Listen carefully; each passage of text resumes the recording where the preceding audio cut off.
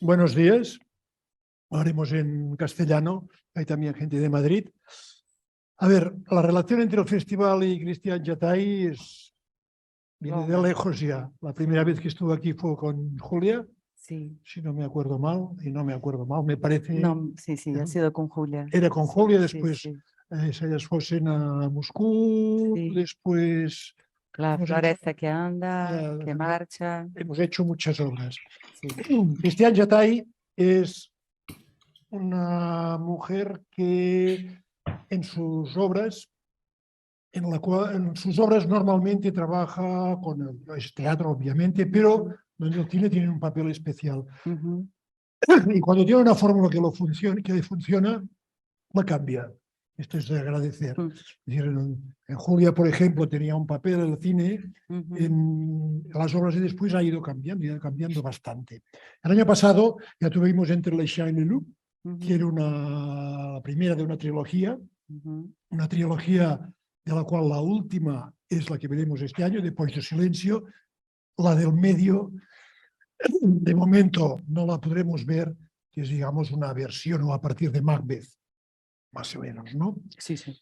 El Después de Silencio es a partir de una novela, de un texto, Ujú. de Torturado, Sí. que es un escritor súper conocido en Brasil, no tanto aquí, Ah, es conocido. Han publicado, pienso, en Está publicado catalán, ya en sí. catalán incluso, y es un poco, pero esto lo contra ella, esta trilogía es sobre, ella lo dice más o menos así, el machismo En la trilogía de los horrores. de los horrores. Sí. Y en este caso está bastante o muy centrada en el colonialismo, no solo en Sí. origen y hablar del pasado, sino el colonialismo como afecta un poco ahora. Ujú. Pero bueno, lo interesante es que ella nos cuente un poco qué es Después do Silencio Ujú. y también quiero decir que esta relación que ya llevamos años teniendo durará. Ujú. Estoy seguro que próximamente el año que viene o el otro tendremos más cosas de Cristian, pero lo hablaremos en todo caso más tarde. Nos dices un poco qué es Después do Silencio, de dónde sale Vale. y la fórmula, porque esta es diferente. Aquí mezcla cine y teatro diferente, de otra forma, es decir, hay Sí, una película, digamos, un documental y hay una obra de teatro, que es cómo se mezclan, etcétera. claro. Entonces, bueno, buenos días. Bueno, como explicaba Salvador, Después del Silencio está dentro de una trilogía que se llama Trilogía de los Horrores. Se ha empezado bueno, espero que estén me ouvindo. Y la trilogía de los horrores vienen por la situación, le he empezado por la situación que estamos viviendo ahora en Brasil, de ese gobierno, del horror, pero no es para hablar del gobierno, pero para hablar de las estructuras que de alguna manera posibilitaron que llegáramos a un gobierno como lo que tenemos. Entonces, la primera parte es sobre cómo el fascismo llega de una manera invisible, pero constante, hasta ganar el espacio dentro de la sociedad. Es un poco que ha pasado con nosotros. Después, la segunda parte que hablaba Salvador es sobre el patriarcado y la masculinidad tóxica, pero mucho sobre cómo también es una violencia contra, bueno, contra las mujeres, pero también mucho sobre la floresta. Entonces era una obra que mezclaba el Macbeth y un libro que se llama Antes que el cielo caiga.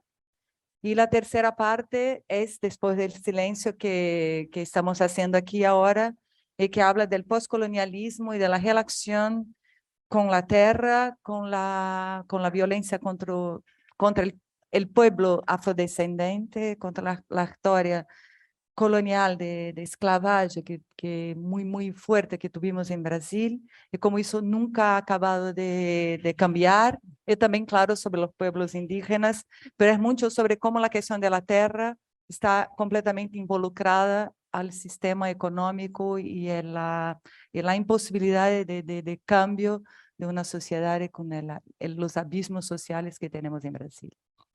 Y una pequeña cosa sobre la cuestión del cine, como me decía, es que no cambio la cuestión de la utilización del cine para cambiar, pero es porque cada vez el cine entra muy liado a la cuestión de la dramaturgia. Entonces, a partir del punto de vista que estoy trabajando en la dramaturgia,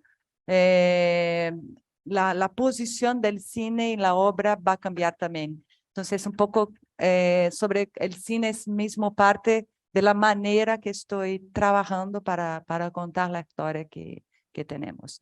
He hablado un poco después de silencio, pero seguimos, hablaré un poco más. Si quieres, sigo, si no, si me quieres... Sí, cuenta bien lo del silencio. Bueno, después del silencio es basado en un libro que es el libro más vendido en Brasil de los últimos años. Está saliendo en más de 25 lenguas, incluso en catalán, también en castellano. Y que cuenta la historia de una familia, de una comunidad y mezcla documental y ficción por contar la historia de una comunidad de Bahía, de Chapada Diamantina. Itamar ha trabajado durante 10 años en el INCRA, que es una parte del gobierno que hace toda la cuestión del derecho de la tierra. Entonces, es una pesquisa, una investigación muy extensa antes de escribir el libro.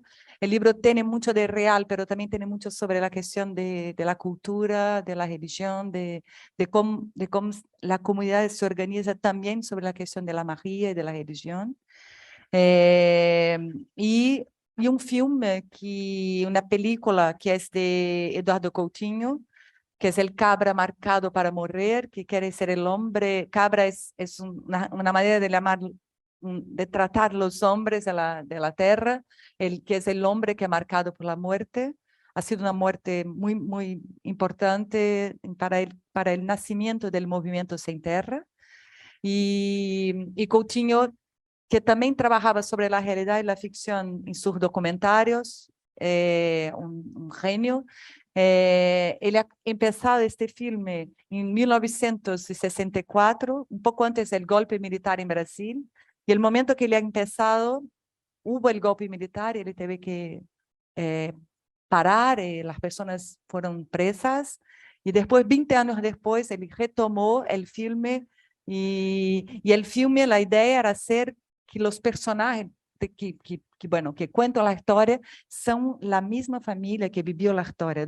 Entonces la familia asume sus personajes por contar una vez más la historia de ese hombre, de lo que ha pasado. Entonces mezclo estos dos materiales para hablar del Brasil de hoy, pero pienso que no es solo sobre el Brasil, siempre es sobre el mundo. Entonces hablamos sobre nosotros para hablar sobre el mundo. Y es también documental, es también ficción. Entramos en el cine de una otra manera, el cine poco a poco toma el espacio, y el teatro es muy presente a través también de las 3 mujeres, que son las 3 actrices que nacen esa pieza, y que son de alguna manera involucradas y conectadas con la historia que estamos contando, como no podría dejar de ser, y un músico. Entonces, una vez más, son 3 actrices y un músico, un poco como he hecho con las 3 hermanas. Y detrás hay el documental y las actrices delante, entre el documental. Un poco así, un poco no. Empieza como una especie de conferencia que parece que es documental. Tenemos materiales que hemos filmado porque yo también fui a la comunidad de Bahía y allí trabajamos con las personas, como Coutinho, las personas están en el filme contando, las personas de la comunidad contando sus historias, pero inspiradas en la ficción. Entonces también tiene una relación que mezcla el documentario y la ficción, y poco a poco no es más el documentario, es la ficción que va a tomar el espacio, la presencia, un poco como si saliera de la cabeza de esas 3 narradoras que están contando sus historias, personales, pero también la ficción como si fuera una historia personal. No sé si está claro, pero bueno, tiene que ver la obra para... Hay que verla. Hay que verla, hay que verla. Voleu fer, perdón, ¿queréis hacer preguntas ahora? Ahora mismo no hay ninguna petición de preguntas. Ok. Bueno, mientras en todo caso las hacen, Sí. dos cosas quería preguntarle a Cristian, que es el León de Oro del Festival de Venecia este año. Esto cierra una trilogía de estos 3 espectáculos, los cuales uno no hemos visto, espero que podamos verlo, no sé si aún viajará el año que viene. La trilogía de Loop estará en Madrid, entonces se verá pronto en Madrid. Y ante esto, ¿qué tienes delante? Bueno, bueno, como dices, esa pieza inserta una trilogía. Soy siempre muy atravesada por lo que estamos viviendo, sobre lo que estoy viviendo, sobre cómo las cosas que estamos viviendo va a afectarme. Entonces, la próxima cosa que haré será una ópera. Sí, en el Grande Teatro de Ginebra. Y ese es un proyecto que tengo bueno, me he invitado hace mucho tiempo y bueno, ha llegado el momento y lo haré. Y después tengo un proyecto que haré con el Teatro de Odeón, pero ese todavía estoy pensando porque depende un poco de lo que va a pasar, pero lo decidiré muy pronto. Está bien. Entonces, pero en 2024 también me gustaría mucho volver en el inicio de 24 con las cuestiones que para mí es importante hacer un trabajo que sea ligado a algún teatro que tenga una relación conmigo y después volver a mi compañía y trabajar como hice con Después del Silencio, porque eso es muy importante decir. La trilogía, aunque, por ejemplo, Julia, que es la actriz con quien trabajo mucho, esté en Entre Chien Loup, es un espectáculo que es de la Comédie de Genève y que los actores son, bueno, son de muchos lugares y a mí me encanta, es mucho sobre mi trabajo, es mucho sobre la continuación de mi investigación, pero Después del Silencio he volvido a Brasil, he volvido a mis raíces, he volvido a una manera de trabajar que me da más tiempo también de trabajo, he podido trabajar 5 meses de ensayo, entonces digo, hay toda una cosa que para mí como artista es muy importante, que es volver para salir. Entonces espero que después de domingo, bueno, que no podemos dejar de hablar de política porque estamos en ese momento tan importante para Brasil y para el mundo de la elección, que el Brasil continúe a ser un espacio donde yo y los otros artistas podamos volver a estar, a trabajar, y que, bueno, y que tengamos la esperanza de cambio que nosotros Disculpa, necesitamos. ¿Perdona? Cristín, mira, hay una pregunta de Rosa Díaz, de Agencia F, que pregunta que quería saber la relación. Imposible. No, ¿Sí? ¿Me oyes? Sí, Hola, sí. hola. Sí. Sí, mira, que digo que Rosa Díaz, de Agencia F, querría saber la relación de las actrices con la historia que cuentan. Bueno, cada una tiene una relación diferente. Juliana França es una actriz que no tiene una relación directa con la historia, pero bueno, todas las personas negras en Brasil, afrodescendentes, tienen una relación con las historias que estamos contando. Juliana es una activista, es una actriz que viene de Japeri, que es la periferia de Rio de Janeiro. Tiene una historia muy importante sobre su territorio y tiene un grupo y es alguien, es profesora, es actriz, profesora de filosofía y bueno, conoce mucho del sujeto que estamos tratando en la obra. Gaia es una actriz afroindígena, Gaia Lingaya, es una coincidencia muy hermosa porque Lingaya ha participado del segunda pieza de la trilogía y porque tenía que ver con Copenhague, es un texto que viene de un líder indígena, Yanomami, y como leíamos textos indígenas, a mí me parecía, y siempre me parece muy importante, que la persona que esté haciendo tenga una representatividad con, como decimos, un lugar de fala. Y entonces, esa es la segunda parte, y descubrimos después que ella es la nieta del hombre que marcado por la muerte, del filme. Yo ya tenía ese proyecto, entonces decidí llamarla para hacer. Es una performer, es una mujer increíble. Bueno, entonces tiene una relación muy fuerte con el documentario que estamos trabajando.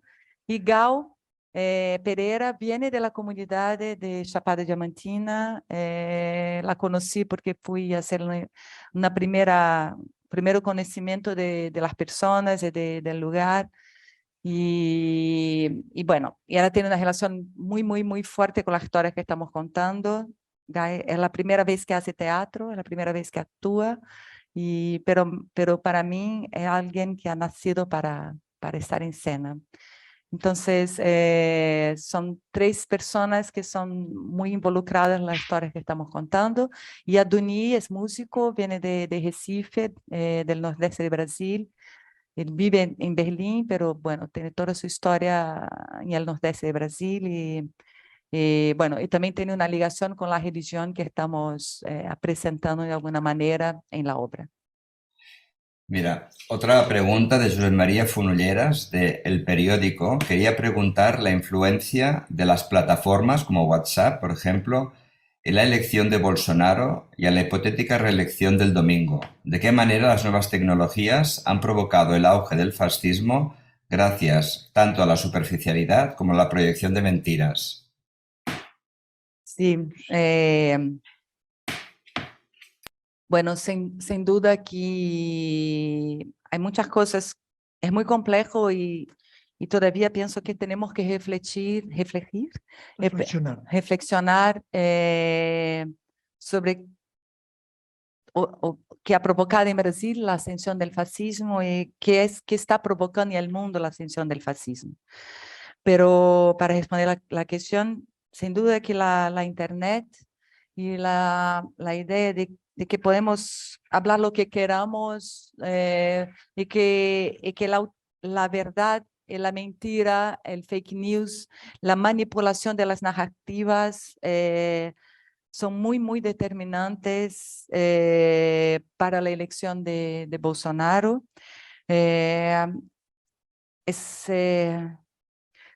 lucha dentro de las redes sociales continúa.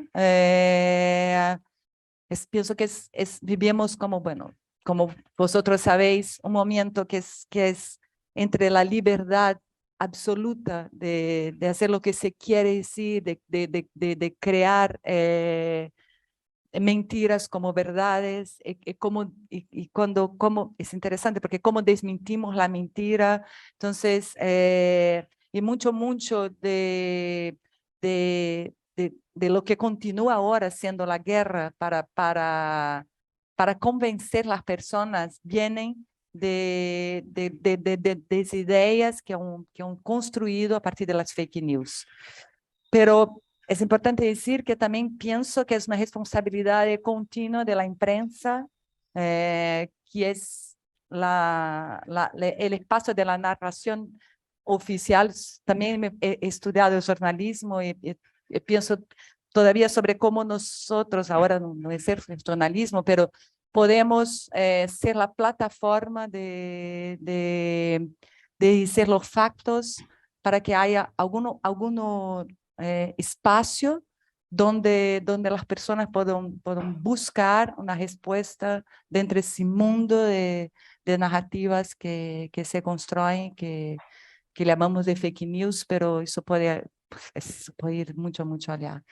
Y es importante decir que ahora ha cambiado, pero una parte de la prensa brasileña también se ha dejado llevar por esa narrativa interesada en derrubar el gobierno de la izquierda. Mira, también Josep María Fonolleras, del periódico, pregunta, Salvador Suñé en su momento dijo que no creía en las obras que fueran sermones, es decir, que proclamaran una verdad. ¿Qué crees que ha de conseguir lo que podríamos llamar un teatro político? Yo pienso que para un teatro ser político, él no necesita la idea del panfleto, de ser panfletario. Yo pienso que el teatro es siempre político, aunque no hablemos de política. El hecho de que estemos juntos en un espacio al mismo tiempo y en el tiempo presente y pensando sobre nuestro tiempo es una acción política. Para mí me interesa dejar, aunque claro, siempre será sobre lo que creo que debemos pensar o hablar, cada uno va a tener su punto de vista, pero no pienso que tengo que obligar a las personas a pensar lo mismo que yo. Entonces no es un teatro de imposición, es un teatro de espacio, es un teatro más de colocar cuestiones para que podamos quizá encontrar las respuestas juntos. Luego, Antonio Luengo, de la revista Más Escena, pregunta, ¿cuáles serán los elementos escenográficos de la historia y qué se presenta al espectador de forma visual? Tenemos en este caso 3 telas. Sí. La idea en ese trabajo es un poco al comienzo, como dije, hay toda esa presencia del documentario. El palco parece muy desnudo, muy simple, porque es como si fuera una conferencia, un poco como estamos aquí, una mesa, personas que, en este caso en teatro, es una suerte porque pueden mirar a las personas que están allí, aquí estamos nos mirando, pero poco a poco la presencia del cine es también una cuestión escenográfica, no en el sentido de la decoración de la escenografía, pero porque abre el espacio de que podamos entrar en ese universo de que estamos hablando. Y una cosa importante es que empiezo a trabajar con la idea de la proporción. Quiero decir, el cinema es siempre un poco sobre el gigantismo, entonces tenemos una persona muy, muy grande, porque bueno, es la tela, ¿no? Como estamos aquí. Y lo que hice también es trabajar con la idea de las personas, en la misma proporción de las personas que están en escena, un poco para habitar la escena de esas personas que son invisibles a nuestros ojos, para que elas puedan ganar el espacio de habla, pero también el espacio físico. Entonces, un poco como poco a poco el espacio él empieza a ser lleno con otras personas que van ganando su presencia y construyendo una especie de grande comunidad que siempre va a incluir el público. Pablo Caruana, de El Diario, escribe, acabamos de conocer el trabajo de Janaina Leite en el Festival Iberoamericano de Cádiz, Stabat Mater, una obra de compleja dramaturgia y rompedora en cuestión de moral y tabúes. Fuerte. Perdón, ¿la obra de quién? Janaina Leite, en el Festival Iberoamericano de Cádiz. Sí, vale. Me preguntaba, pues, me imagino que su relación, aunque a distancia, sigue siendo bien estrecha. ¿Cómo es hacer teatro en Brasil ahora? Si cambia mucho de Río a Sao Paulo, si hay presión sobre artistas, si hay censura o si sigue habiendo cierta libertad. Bom, yo conozco también Janaina Leite, no he visto su última obra. Es una artista muy interesante, va muy lejos sobre su trabajo, que es más conectado a la idea de la performance. Yo pienso que Río y São Paulo nosotros cruzamos mucho los espacios. Bueno, yo soy de Río y trabajo mucho en São Paulo. Un poco más difícil mostrar el espectáculo de São Paulo a Río, porque el Sesc São Paulo es muy importante ha sido hace mucho tiempo y continúa siendo muy importante para recibir los artistas de otros lugares y también para apoyar a los artistas. Y sobre la cuestión de la censura, hay muchas maneras de censurar. Pues a la censura puede ser una manera de decir no, eso no puede ser presentado. Y la censura también puede ser una manera de no dar estructura para que las cosas sean creadas, o mismo que excusas por no mostrar las cosas que son en instituciones o teatros que son conectados al gobierno. Sí tenemos censura de esa manera. El cine está en un momento, por ejemplo, que muy complicado en Brasil, porque todos los financiamientos del cine han sido cortados, el financiamientos públicos del teatro por el gobierno nacional también. Eso es una especie de censura contra los artistas. Los artistas en Brasil son tratados como personas no bien vistas. Sí. Ese es todo el discurso del gobierno. Y bueno, y volviendo a las fake news, cómo eso puede crecer, sabemos cómo las cosas pueden crecer a través de eso. Pero no solo los artistas, los intelectuales, las universidades, todos los grupos sociales que se llaman minorías, pero que en verdad son las mayorías. Entonces, bueno, eso va mucho más allá. Y una de las gestiones, hoy vivimos una idea de que todavía no estamos en una dictadura, y no estamos en una dictadura, pero el riesgo es que si no cambiamos en ese domingo, es que esa censura que ahora es un poco disfrazada, sea explícita. Pregunta también Pablo, dice, y la gran pregunta, si gana Lula, ¿vuelves a Brasil? Yo jamás he salido de Brasil. Gran respuesta. Brasil vive en mí y yo vivo en Brasil. Cuando las personas me preguntan dónde es su casa, siempre digo Brasil. Ajá. Cuando estuvimos en el medio del COVID, estaba aquí en Europa y la primera cosa que hice fue ir a Brasil, aunque con todo lo que ha pasado estuve 4 meses encerrada dentro de mi casa. Entonces, Brasil es mi casa, es donde están mis afectos, donde está mi perro, ¿eh? Pero trabajo mucho aquí, entonces tengo una base aquí, pero todo el tiempo que no estoy trabajando estoy en Brasil. La cuestión es el contrario, es que si Lula no gana, puede ser que ahí no pueda volver a Brasil. Es la pregunta que me hace Rosa Díaz de F, que dice, quería saber qué es lo que más le preocupa a la directora de lo que pueda pasar este domingo en las elecciones brasileñas. Bueno, la que más me preocupa es que el otro gane la elección. Claro. Entonces, estamos todos muy inquietos, es como si domingo no llegara nunca. Entonces, lo que más me preocupa, ahora tenemos que pensar en ganar con Lula. Y es muy importante decir que la cuestión de Lula ganar no es claro que es mucho por nosotros, pero si Lula no gana, vamos a perder la floresta amazónica. Y eso es el fin del futuro para nosotros. Lo que están haciendo es, por hablar de muchas cosas como estamos hablando, pero el símbolo y la importancia, sabemos, de la floresta para el mundo, y lo que pasa es que la destrucción va a crecer de una manera enorme. Y entonces es que no podemos pensar, y es muy importante que la comunidad internacional tenga conciencia de lo que significa la continuidad del gobierno de Bolsonaro en Brasil, en todos los sentidos, y también en la cuestión ecológica, y principalmente para el mundo en la cuestión ecológica.